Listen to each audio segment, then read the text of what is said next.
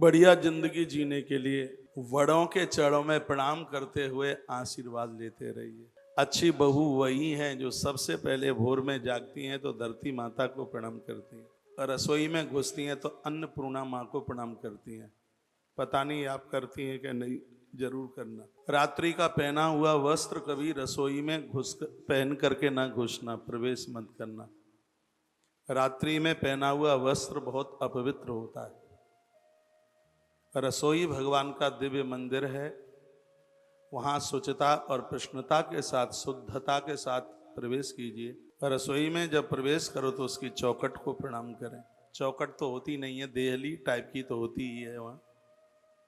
उसे माँ अन्नपूर्णा को वंदन प्रणाम कहा जाता है। आपके घर में कभी भी बरकत में कमी नहीं आएगी। प्रसन्न होते हुए अति प्रसन्नता के साथ एक बार जयकारा लगाइए, बोले बांके बिहारी लाल की जय हो। और अपनी सासू माँ को प्रणाम। इन 3 माताओं को तुम प्रणाम करती रहोगी, तुम्हारे बेटे इतनी तरक्की करेंगे, इतनी तरक्की कि उनकी जन्म पत्रियां दिखाने की जरूरत नहीं पड़ेगी। आनंद हो जाए। इनका आशीर्वाद नित्य लेते रहिए। जो चीजें हमारे पास नहीं है, जो इनके आशीर्वाद में है। हम लोगों के जो भी पूजा पाठ किया जावे और हृदय से कहीं किसी को भगवान को प्रार्थना करके कहें कि इनका कल्याण कर देना, वह कल्याण शब्द वहीं लागू होगा जहां जिन घरों में बुजुर्गों का आशीर्वाद, वृद्धों का आशीर्वाद मिलता रहता है। और यह विडम्बना है, साधुओं को खूब माना जाता है, उनके चरण छुए जाते हैं, उन्हें बड़ी अच्छी अच्छी चीजें खिलाई जाती हैं, लेकिन घर में बूढ़ा और बुढ़िया के लिए सूखे फुलके भी नहीं है। हमें काजू पिस्ता खिलाने से कुछ भी नहीं होगा। घर में उन वृद्धों का आदर करें, मान करें, उनका सम्मान करें, उन्हें तीर्थ यात्रा कराएं। इसमें कल्याण का साधन छिपा हुआ है। और इस धरती की बहुएं इतनी बड़भागी हैं, भाग्यशालिनी है वो है जिन्हें अपनी सासू मां के संग रहने का सौभाग्य प्राप्त हुआ है। इनसे कभी अलग मत होना।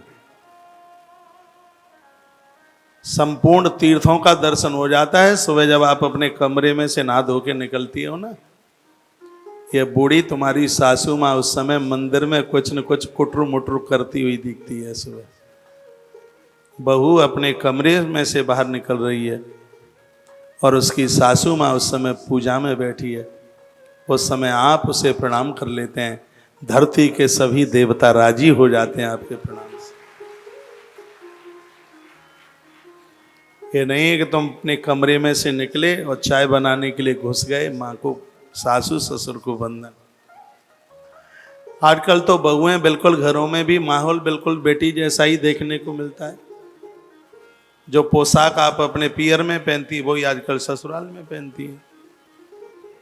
हाँ, तो अब कुछ ऐसा तो है नहीं कि कुछ अलग सा लगता है।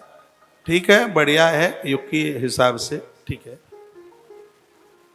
माता पिता सास ससुर की उम्र, वो माता पिता और ये सास ससुर, इनकी 10 साल उम्र और ज्यादा बढ़ जाएगी। जिस घर में बहुएं इनको त्रसित नहीं करती, परेशान नहीं करती, इनसे कभी इनके बेटे को अलग मत करना।